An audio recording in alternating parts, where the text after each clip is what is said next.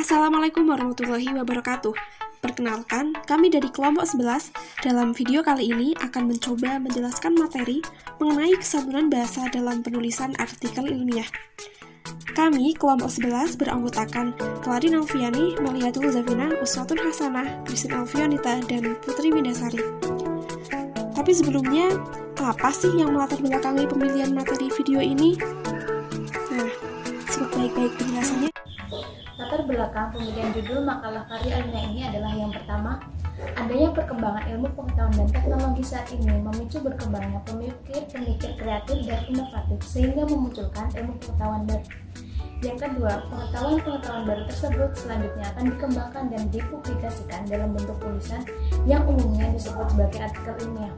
Yang ketiga, pada masa sekarang kebanyakan penulis artikel ilmiah tidak memperhatikan kaidah dan sistematika penulisan artikel ilmiah. Yang terakhir, oleh karena itu pengetahuan terkait kaidah dan sistematika penulisan artikel ilmiah mutlak diperlukan. Oleh karena itu, dalam video ini akan dijelaskan mengenai pengertian artikel ilmiah, ciri-cirinya, cara pengambilan data, sistematika penulisan artikel ilmiah, dan jenis artikel ilmiah.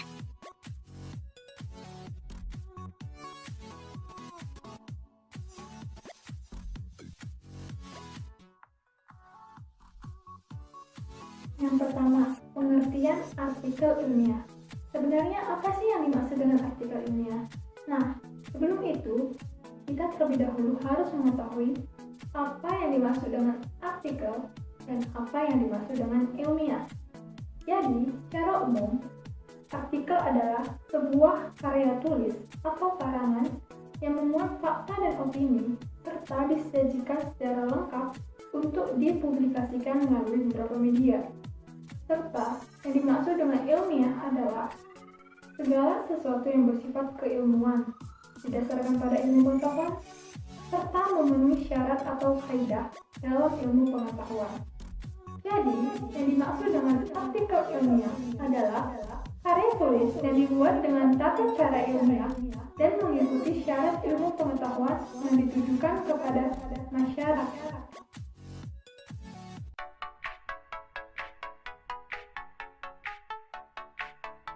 Nah, selanjutnya, artikel ilmiah memiliki beberapa ciri yang membedakannya dengan jenis artikel lain. Ciri tersebut antara lain terletak pada A. Penggunaan metode penulisan, B. Penggunaan fakta dan data, dan C. Penggunaan bahasa. Nah, yang pertama, penggunaan metode penulisan.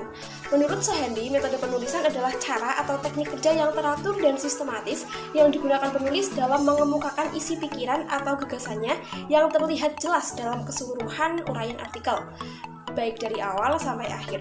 Penulisan pada artikel ilmiah disusun dalam struktur baku, yaitu bagian awal atau pendahuluan, bagian inti atau isi, dan bagian penutup. Kedua, penggunaan fakta dan data. Fakta adalah hal, baik itu keadaan maupun peristiwa yang merupakan kenyataan, sedangkan data adalah keterangan yang benar dan nyata. Fakta dan data dalam artikel ilmiah bersifat objektif, dapat diterima akal sehat, dan dapat dibuktikan kebenarannya. Oleh sebab itu, dalam artikel ilmiah banyak disertai kutipan-kutipan dari buku maupun pendapat para ahli. Nah, selanjutnya adalah penggunaan bahasa. Bahasa yang digunakan dalam artikel ilmiah adalah bahasa tulis. Bahasa tulis harus disampaikan secara jelas karena komunikan tidak berhadapan langsung dengan komunikator, sehingga komunikan tidak dapat melihat isyarat pendukung dari komunikator, seperti intonasi dan bahasa tubuh. Nah, menurut Saragih, bahasa yang digunakan haruslah bersifat pertama, objektif, 2, impersonal, 3, teknis, dan yang keempat, praktis. 1. Objektif. Bahasa yang objektif adalah bahasa yang menggambarkan suatu hal dalam pandangan yang sama dengan khalayak umum. Sebaliknya, bahasa subjektif merupakan hal yang dalam pandangan penulisnya bisa saja berbeda dengan pandangan khalayak. 2. Impersonal. Impersonal berarti tidak bersifat pribadi. Pada artikel ilmiah tidak digunakan bentuk aku, saya, kami, atau penulis dengan tujuan untuk menghilangkan kesan subjektif atau personal. 3. Teknis. Istilah teknis digunakan dalam artikel ilmiah. Tidak ada satu disiplin ilmu tanpa istilah teknis. Istilah teknis merupakan istilah yang digunakan dalam satu disiplin ilmu. 4. Praktis. Kepraktisan bahasa artikel ilmiah ditandai dengan penggunaan kalimat efektif dan tidak bermakna ganda atau ambigu. Kalimat efektif adalah kalimat yang dapat mengungkapkan gagasan penutur atau penulisnya dengan baik, sehingga pendengar atau pembaca akan menangkap gagasan di balik kalimat tersebut dengan tepat. Sedangkan kalimat yang tidak bermakna ambigu berarti kalimat yang memiliki makna tunggal sehingga tidak menimbulkan kebingungan bagi pembaca.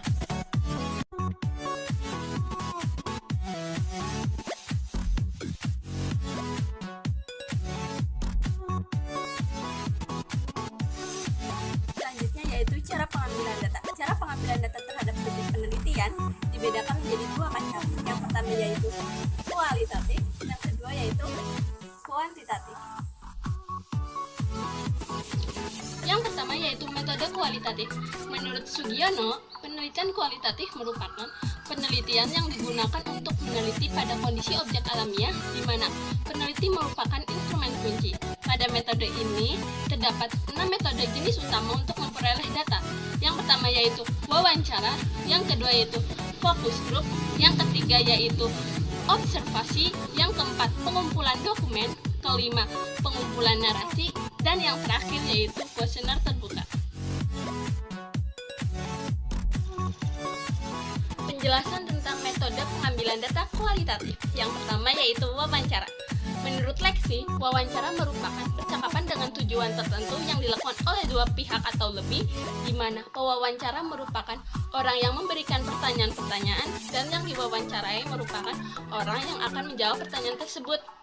Adapun jenis-jenis wawancara, yang pertama informal atau wawancara percakapan, yang kedua yaitu umum atau pendekatan terarah, yang ketiga standar atau wawancara terbuka, yang keempat wawancara tertutup, dan yang terakhir telepon. Yang kedua yaitu fokus group. Fokus group dan wawancara memiliki persamaan dan perbedaan. Persamaannya yaitu pewawancara dan responden diletakkan pada suatu ruangan dan akan membahas suatu topik yang disampaikan oleh pewawancara. Sedangkan perbedaannya terletak pada responden, di mana pada saat wawancara, responden hanya dapat berinteraksi dengan pewawancara. Sedangkan pada fokus group, responden satu dan responden lainnya dapat berinteraksi dan pewawancara akan mencatat jawaban-jawaban tersebut dan akan mengevaluasi. Biasanya metode ini digunakan untuk menyeleksi pelamar di suatu organisasi dan pelamar di suatu perusahaan. Yang ketiga yaitu observasi. Menurut Sugiono, observasi merupakan teknik pengumpulan data yang memiliki ciri lebih spesifik jika dibandingkan dengan teknik yang lain. Observasi tidak terbatas pada orang, tetapi juga pada objek-objek alam lainnya. Yang keempat adalah dokumentasi. Dokumentasi adalah teknik pengumpulan data yang dilakukan dengan cara mengadakan pencatatan dan mengumpulkan data. Yang kelima adalah pengumpulan narasi. Wawancara biasanya membuat responden untuk bercerita atau memberitahukan tentang pengalaman hidupnya, sehingga data diperoleh dari cerita tersebut. Yang terakhir adalah kuesioner terbuka. Menurut Sugiono, teknik ini merupakan teknik pengumpulan data yang dilakukan dengan cara memberi seperangkat pernyataan tertulis pada responden untuk dijawabnya. Metode penelitian yang kedua yaitu kuantitatif. Metode penelitian kuantitatif menggunakan data numerik dan menekankan proses penelitian pada pengukuran hasil yang objektif menggunakan analisis statistik. Adapun 3 metode penelitian kuantitatif. Yang pertama wawancara, kedua kuesioner, ketiga observasi. Yang pertama adalah wawancara. Wawancara kuantitatif dan wawancara kualitatif memiliki perbedaan. Letaknya pada rangkaian pertanyaan yang akan diajukan. Pada wawancara kuantitatif, rangkaian pertanyaan tersebut lebih terstruktur dan pertanyaannya sudah ditentukan sebelumnya. Terdapat 3 jenis wawancara pada metode ini. Pertama, wawancara tatap muka. Yang kedua, wawancara telepon. Dan yang ketiga, chatting. Kedua adalah kuesioner. Menurut Iskandar, kuesioner merupakan teknik pengumpulan data yang efisien bila peneliti tahu pasti variabel yang akan diukur dan tahu apa yang bisa diharapkan dari responden. Terdapat 2 media yang sering digunakan, yaitu menggunakan kertas, pensil atau pulpen, serta menggunakan web. Yang ketiga yaitu observasi. Menurut Arikunto, dari penelitian berpengalaman diperoleh suatu petunjuk bahwa mencatat data observasi bukanlah sekedar mencatat, tetapi juga mengadakan pertimbangan pertimbangan, kemudian mengadakan penilaian pada skala bertingkat.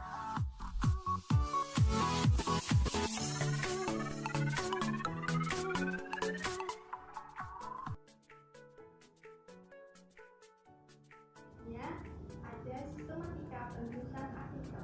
Sistematika penulisan artikel ada 3 bagian, yaitu yang pertama bagian awal. Bagian awal terdiri dari judul, identitas penulis, abstrak, dan kata kunci. Yang kedua adalah bagian tubuh. Bagian tubuh terdiri dari pendahuluan, tinjauan pustaka, metode penelitian, hasil dan pembahasan, serta kesimpulan pengarang. Dan yang ketiga adalah bagian akhir. Bagian akhir terdiri dari daftar pustaka dan lampiran. Bagian awal. A. Judul. Judul merupakan bagian dari artikel ilmiah yang pertama kali dibaca dan sebuah identitas yang mewakili seluruh isi dari sebuah artikel ilmiah. Judul hendaknya singkat, jelas, menarik, terkini, dan mempunyai manfaat bagi pembacanya. B. Identitas penulis. Identitas penulis merupakan bagian yang sangat penting karena menunjukkan hak kepengarangan dan kepemilikan karya. Letaknya tepat di bawah judul. Identitas penulis umumnya hanya berisi nama, aliasi, dan alamat email. C. Abstrak. Abstrak berisi tentang uraian singkat yang menjelaskan secara lengkap terkait isi dari artikel ilmiah. Abstrak biasanya ditulis dalam satu paragraf saja yang berisi 200 sampai 300 kata. Dalam jurnal nasional, abstrak ditulis dalam 2 bahasa, yaitu bahasa Indonesia dan bahasa Inggris. D. Kata kunci. Kata kunci adalah kata-kata inti yang terdapat dalam artikel ilmiah. Kata kunci ini sangat berguna dalam penelusuran kepustakaan. Biasanya terdiri dari 3 sampai 6 kata.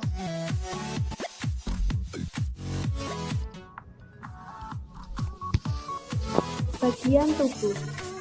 Bagian tubuh terdiri dari A. Pendahuluan.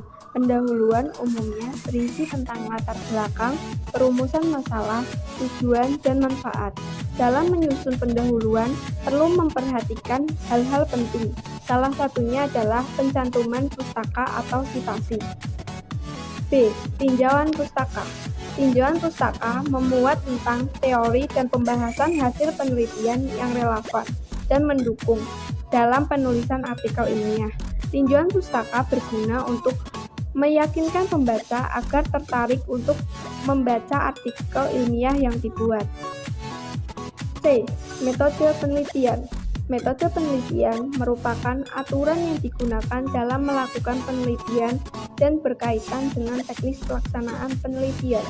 Dalam artikel ilmiah, metode penelitian harus dipaparkan secara singkat dan jelas agar tidak membuat bosan pembaca. D. Hasil dan pembahasan. Hasil dan pembahasan merupakan suatu inti dan bagian terpenting dari artikel ilmiah.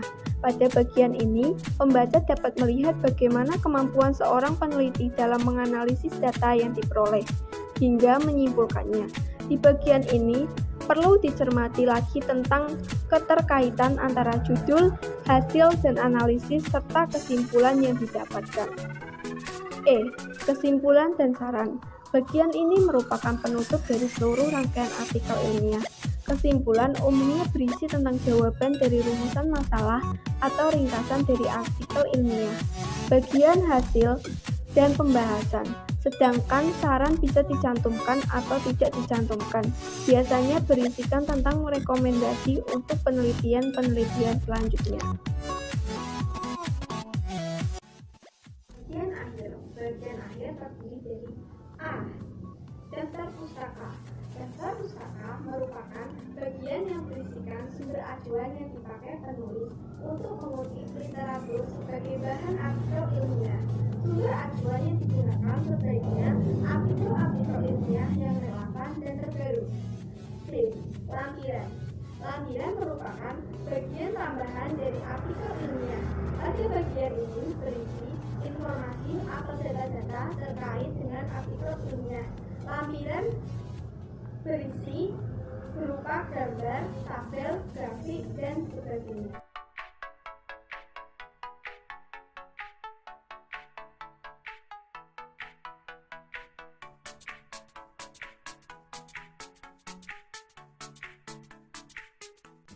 Menurut Wisnu Jatmiko dan kawan-kawan dalam bukunya yang berjudul Panduan Penulisan Artikel Ilmiah berdasarkan isinya dibagi menjadi 5. Yang pertama ada news article, lalu review article, research article, meeting abstract dan proceeding, lalu yang terakhir ada tesis atau disertasi. Jenis artikel ilmiah yang pertama ada news article. News article berisi tentang penjelasan dan analisa dari hasil penelitian. Sasaran utama dari news article adalah untuk orang awam. Jadi, tujuan utama dari news article adalah untuk memberikan informasi berupa ilmu pengetahuan dan wawasan kepada masyarakat luas berdasarkan hasil penelitian yang telah dilakukan, baik itu melalui observasi, eksperimen, maupun survei. Jenis artikel ilmiah yang kedua adalah review article. Review artikel berisi tentang tinjauan dari suatu bidang ataupun subjek dan merangkum dari hasil penelitian yang sudah dilakukan. Review artikel biasanya diberi batas awal dan batas akhir tahun studi literatur yang diterbitkan.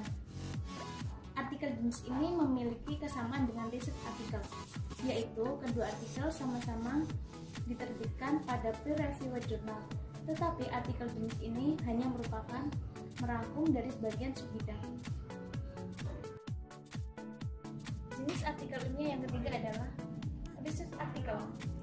Research article berisi tentang ilmu pengetahuan baru yang telah dipublikasikan pada jurnal, baik itu jurnal nasional maupun jurnal internasional. Research article berisi penjelasan tentang ilmu pengetahuan yang bersifat baru dan original. Di sana juga dijelaskan tentang metodologi penelitian, cara pengambilan data, cara pengolahan data, dan analisa hasil penelitian.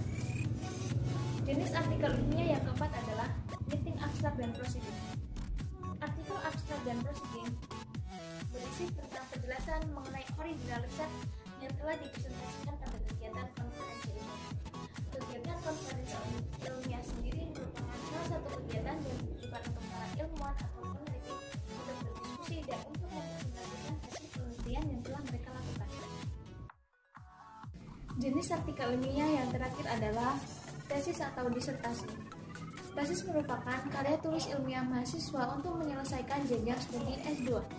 Sedangkan disertasi adalah karya tulis ilmiah mahasiswa untuk menyelesaikan jenjang studi S3.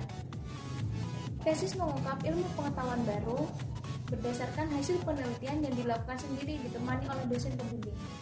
Dalam tahap ini, mahasiswa tidak dituntut untuk menemukan metode pengetahuan yang baru dan original. Sedangkan pada disertasi merupakan ilmu pengetahuan yang baru dan original. Dan terima kasih. Wassalamualaikum warahmatullahi wabarakatuh.